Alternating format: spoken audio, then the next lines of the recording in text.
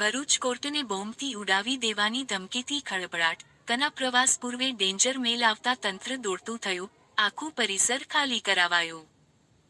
ઔદ્યોગિક નગરી ભરૂચમાં કાયદો અને વ્યવસ્થાના ધામ સમાન જિલ્લા અદાલતને જ નિશાન બનાવવાનો કાયરતાપૂર્ણ પ્રયાસ સામે આવ્યો છે.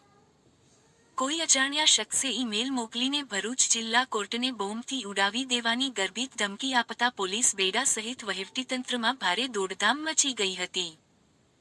આ ધમકી મળતાની સાથે જ કોર્ટની કાર્યવાહી થંભાવી દેવામાં આવી હતી અને સંભવિત ખતરાને ટાળવા માટે તાત્કાલિક ધોરણે સમગ્ર કોર્ટ પરિસર ખાલી કરાવીને કિલ્લેબંધી કરી દેવામાં આવી હતી. ધમકીભર્યા મેલની ગંભીરતાને સમજીને bomb disposal squad, BDS dog squad અને સ્થાનિક પોલીસના ઉચ્ચ અધિકારીઓનો કાફલો ઘટનાસ્થળે ઉતારી દેવામાં આવ્યો હતો. કોર્ટમાં હાજર સેંકડો વકીલો, પક્ષકારો અને ન્યાયિક કર્મચારીઓમાં ક્ષણવાર માટે ભયનો માહોલ જોવા મળ્યો હતો.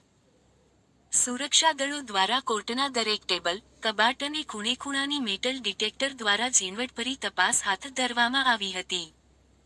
સમગ્ર વિસ્તારને કોર્ડન કરી લેવામાં આવ્યો હતો અને બિનઅધિકૃત વ્યક્તિઓના પ્રવેશ પર સદંતર પ્રતિબંધ લાદી દેવાયો હતો.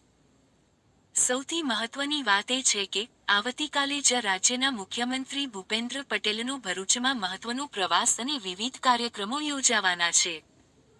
મુખ્યમંત્રીના પ્રવાસના ગણતરીના કલાકો પહેલા જ આ પ્રકારનો ધમકીભર્યો મેલ આવતા ગુપ્તચર એજન્સીઓ અને પોલીસ વધુ સતર્ક બની છે. પોલીસે હવે ટેકનિકલ સેલની મદદથી આ મેલ પાછળ કયા અસામાજિક તત્વોનો હાથ છે અને આ માત્ર કોઈની તોફાની હરકત છે કે કોઈ મોટું ષડયંત્ર, તે દિશામાં તપાસના ચક્રો ગતિમાન કર્યા છે. ભરૂચ પોલીસે સાયબર એક્સપર્ટ્સની મદદ લઈને મેલનું ઓરિજિન શોધવા માટે મથામણ શરૂ કરી દીધી છે.